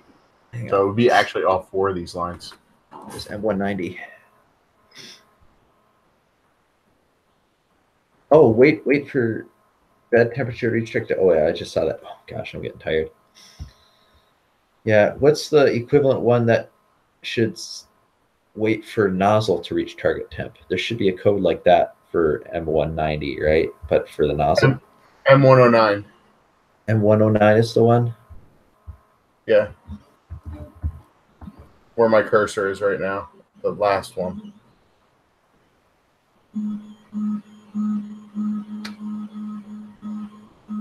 Yep, that's it. That's the one. How did I not see that before? These in here. I must be really tired. Gosh. Yeah, I think we're gonna probably let this thing end so you can get some sleep. Yeah. Yeah. So what are you talking about, guys? I'm perfectly fine. Yeah, so I'm going to end it off here, guys. So we're going to be probably talking a little bit at the end of the show, so you guys won't be able to get all that good stuff. Yeah. But we really should be calling it a night anyways. We're all getting tired, and it's almost 11 o'clock anyways. We're killing it a little early. Sorry, guys. But yeah. John Mack, 0 equals freezing, 100 equals boiling. Simple. Yeah, that's very simple. I'm just glad we're not using the original Celsius scale, not just centigrade, but Celsius, where he had 0 at boiling and 100 at freezing. Wrap your minds around that one. I'm glad we're not. I'm trying to wrap my mind around that one. It's backwards. The higher the temperature, the colder you are. What? No. Unless you're talking about minus. That's a different story altogether. No, yeah, well, minus is different. Yeah, Kelvin. Oh, you better ranking. This is printing fast and clean right now. I'll send you pictures of this tomorrow, Dan. Yeah, do that. So, guys, question for you also to answer in the comments, and I really do mean answer in the comments. Do you want to send stuff to us? Do you want to send us like a picture of your models? These? Do you want to send us like actual models you want us to print or things you want us to critique on the show? Yeah. You know, if you got a model that you're having an issue with. Sorry, guys. Oh, that's a good one. Yeah, a model that's hard to slice or a model that's hard to print. Yeah. Send those into us, and we'll look at them and see if we can figure out what's causing problems. Yeah, or B, I was going to say if they want to send us their copy of their own models and have us have a look at it and try to figure out what's going on, that's even good too, you know? Mm-hmm. So the question is, do I need a P.O. box? Like, do you guys want to start sending us stuff? Let us know in the comments. Because if I have to go get a P.O. box, I will. I'll pay the $60 every 3 months it is. It's a little bit of money. But hey, you know, if you guys keep donations up, then we can afford the P.O. box. Then we wouldn't have to figure this out. You know? Hey, you want me to start a Patreon? Just saying. Mm-hmm. Would you sign up for a Patreon if I started one? All these questions and more, you can always leave at the comments down below your answers for those questions. I would sign up for Patreon, although I'm content, so your content, you don't need to sign up for it. I get a free pass. You get a free pass, yes. But anyways, no, honestly, guys, I want to bring up some new stuff onto here, including that interview show. I'm going to make it only a podcast, and I think that will be great for the patrons. And bring that as extra value for you guys. The thing is, you know, this is a lot of work, and if you've never done a video cast like this, like we do, this is like very experimental. It is something that we're doing, that we're testing the waters out on. We want to see how it works. But if you guys want more content, it is coming your way. But anyways, we should call it a night. I want to thank John Mack for coming in and, you know, watching the channel, making sure, you know, that when we call his name, he appears. I want to thank Brian Baker. That's crazy timing. Yeah, I want to thank Brian Baker for also being here. He works at the,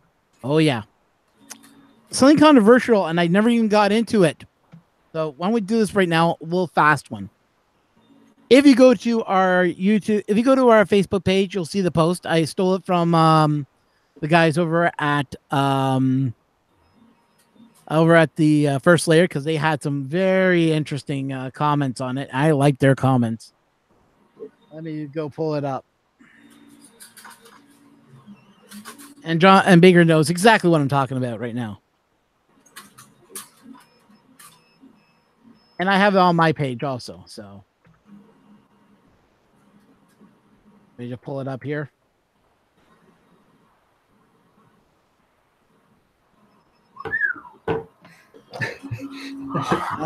Cameras. Idea to add more cameras instead of a shortage of cameras. Yes, John Mack, you need more cameras. I was just thinking about that. The last time you had your channel on, I was, you know, as you were flipping through all these cameras, I was like, you know what? He doesn't have enough cameras. Yeah, John definitely doesn't have enough cameras. This man needs more cameras. Talk about this more. Gotta get more. Yeah, it's a real problem. Like, you need more cameras, dude. John needs to step up his camera game. Seriously, John needs more cameras. Really John needs more holes in it. How you handle all that. The cameras are nice. Okay, so here's the article right here. The guy who considered the 3D gun crusade, Cody Wilson, arrested in Taiwan under sexual assault charges. Had his passport also denied, so he can't even travel anymore. And they got into a very heated talk, especially with Brian Baker and Steve Davis. Got into a really heated chat. I'm not going to get into it, but someone got butthurt on my comments. So, yeah, someone did. Yeah, I wouldn't trust my hands to that. Look, I'm a mechanical engineer, but I'm not going to do that. I know the limitations of plastics. I know how they wear. I don't trust them that much. But if you go to the first layer, you can leave a comment on there too. And everybody says no, they're just shitting on him and everything else. I'm like, this guy, I don't know. Here's the comment that got hurt. That this is how Brian got. This is what butt hurted somebody. So like politics aside, there was something about the guy. The gun is poorly designed, and it really serves no function other than to be controversial. I hope he properly stands trial, but given his passport was revoked, I imagine I don't imagine it'll go well for him. Well for him, yeah. Exactly. He's not. Stephen Davis all of a sudden got butthurt over this. Says that's not 100% incorrect. He was something around. He's fired 400 rounds from it. I think that's nuts. I would fire more than a handful from it, even if look, it's just plastics. Don't risk your hands, man. Now listen to this. Also, it goes on. Okay. Yeah. It says, and he wasn't a child molester until he is. Until he's defied the powers that will be. Controversial, huh? Then he went on again and continued on his rampage. This guy is innocent. The media has it out for him to be a criminal and a child molester because he refused to bow down to bullshit legislation. Read up on it before you bash him. He's 100% right to defend what he's doing. And what does it say? It trickles down from us all. What? Okay. Yeah. And I am, however, aware that 90% of you will not investigate and just blindly follow the herd. Herd. As soon as you start saying stuff like that mentality, like, oh, I'm special. I know how this stuff works. All the rest of you. Anyway, I'm gonna add something in right here. There are two parts to this, right? There's what he's doing and there's how he's going about doing it. I think this is a conversation that needs to be had. We do need to talk about what printed guns are like, if they're practical, if they're possible, if they're potentially even dangerous. If they're not now, how long in the future will that be until they represent a practical threat? That's a conversation we should be having. And then here's this guy who, all right, he's having that conversation, but he's doing it in a very irresponsible way. He's pushing it to the forefront using extremely clickbaity tactics, using guns that, like Brian said, are actually really poorly designed as far as use in a firearm. They're not good. I've looked through the files. It's not really a good modeler, really, either. Its main purpose is to be controversial. Its main purpose is to serve as a tipping point to try and force this conversation into being. I don't like that. I wish that conversation would happen more organically, more naturally. It should come up when it needs to come up rather than prematurely when people are going to get bad ideas about this clickbaity stuff. It is clickbait. It is absolutely clickbait. But I do agree with a lot of people. People think, well, you buy a 3D printer so you can make guns. I think that's silly. That's silly. It's not as silly as you may think. I've heard people say, oh, do you print guns? Because I want to buy one. I'm like, no, I don't print guns. And they're like, why don't you? You can make money at that. Against the law? Yeah. Well, I would put it this way. If somebody is so interested in getting a gun that they're going to plunk down the amount of money it costs to build a 3D printer, they could just plunk down that money and get an actual gun. Mic drop. The conversation shouldn't really even need to go farther than that. Okay. If it does, then you can start bringing up the whole like, okay, are you a material scientist? Are you a mechanical engineer? Do you know what you're doing with this stuff? Are you smart enough to know that you should use PLA? You know, are you going to realize the role of perimeters, layer heights, and speeds, and layer bondings, and all this, that, and the other thing? And most people with most printers are going to make something that would just blow their hands up. Yeah. See, I'd like to look at the design. I can't. Canadians, we're not allowed to look at that or anything like that. It's just... You think the top secret Art 3 gun will be very well engineered and nobody will know it? Well, I'm just saying, if I were to design something like this, I would keep it to myself. I would do the responsible thing, you know. I wonder if E3D is going to make a special nozzle just so we can print those guns now. You don't need a special nozzle for that. Yeah. No, so we can extrude actual metal to print the metal parts, you know? Yeah. Should have kept quiet instead of going, regards. Yeah, I think he's a reactionary, and he's an extremist in the sense that he's imagining worst case scenarios that aren't likely to happen. He is convinced that this conversation is more necessary. It needs to happen right now because the situation is more dire than it actually is. You know, Ernbergerns. He's in kind of a panic mode, and frankly, I don't think we need to be. You know, we can have a calm conversation about this, and you know, be reasonable, be respectful, talk about statistics, bring some science into this. But he's not interested in that. He just wants to be clickbait. So, yeah, I can see it now. E3D with Smith & Wesson edition. Costs more than the real gun, probably. Yeah. Oh yeah, it will. You guys have seen like what's that name of that 3D printed gun? Like the centered one. It was a 1911 made all in one piece. Oh, like the ghost gunner? Is that what it is? No. It was somebody made one out of titanium powder on a DMLS machine with it all printed one piece, rifling and everything. Very little post processing. They just like polished up the bore and that was it. I mean, the thing costs like, I don't know what, $10,000, $20,000, $30,000 for, you know, a single one-off, barely functional prototype that is actually strong enough. You know, yeah, that's the problem. Yeah, 3D printing trucker. When guns are discussed, it's never a calm discussion, because everybody brings something to the table.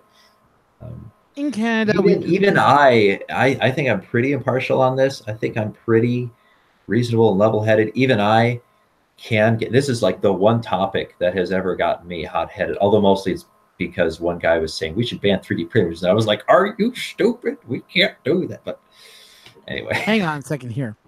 No. You're saying that this gets hot and headed. I think the hot and headed attitude you had about that extruder surpasses your gun. Right. I was more hot-headed about that than I get about this. Only thing you're like, God, the beep, it takes a lot to tick me off. Yeah. And the joke was in the call, because he didn't use enough F words, he was really furious. Yeah. No, it was just like 3 a.m. I was tired. I was like, I have had to. This just crap. Come on, guys. All of a sudden, I see exhale. And then he went on about it. It's like, oh boy. Yeah. Talk about the call getting you going, man. Yeah, that was fun. Yeah. All right. Yeah. It's time for me. I got to go, guys. No, we all got to go. So, everyone, thank you so much for watching. Hey, John, that was a fun stream. Thank you for coming in. We do appreciate it all the time. Yeah, keep us posted on that. You should. Are you in the Facebook group for Ron's channel? No, add me to all these Facebook groups. Okay, I'll add you to the cult one too. Add me to whatever ones you think would be good. I'll give you a personal welcome in there. You'll see. It's going to be funny. All right, maybe slightly NSFW, but it's going to be great. You'll fit right. Well, I work from home. It's good. Yeah. Yeah. And then in Ron's Facebook group, you should post a picture of these, or a couple pictures of this print when you're done. We'll see how it goes. Okay. Post the CMP group. I think you're already in there, aren't you? Is he in the CMP group? I don't know. I've added him to it. Trouble keeping track of who's in what groups because I'm in like so many of them.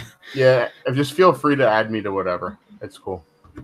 Okay. Well, I'll add you to all the crazy groups like the bag of John's fun parts. Okay. I don't know what I signed myself up for. Oh. All right. Oh, John knows exactly what you signed yourself up for. Yikes. All right. Cool. Thank you very much.